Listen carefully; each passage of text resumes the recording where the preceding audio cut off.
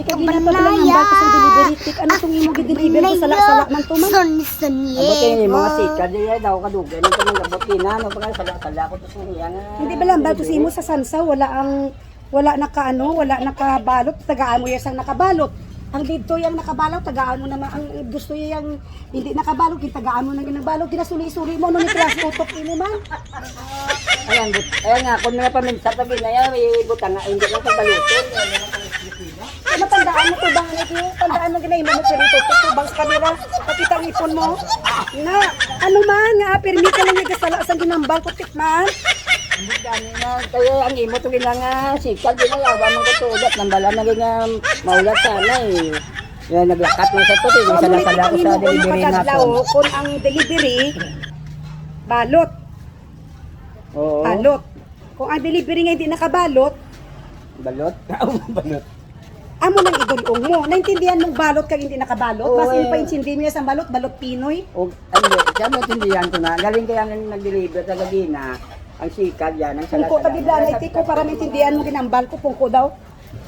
Nakaladagdag ko din na ang mga ano gano'n, hindi ko lang tumapang, hindi pang... Liwaton ko ang delivery kung hindi nakabalot, kung sa euron, sutang mo sa plastic, kain takabilog, wala siya nakaputos. Tindihan mo? Oo. Ang nakabalot, ginaputos na siya, hindi nga balot nga ginakaon, ginaputos, isa-isa ginaputos ang plastic. Intindihan mo? Oo. Yan. So ano gani ang nakabalot kag hindi nakabalot nga hupya delivery ka ano? Wala nakabalot, kami na ang delivery Nga, na wala nakabalot. Ang nakabalot na, lain mo na yan, kayo nakabalot na na.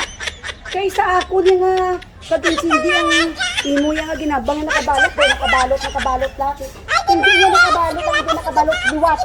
Ang hindi nakabalot, butang sa plastic kay takabilog. Wala na naputos isa-isa. Wala na putos isa-isa.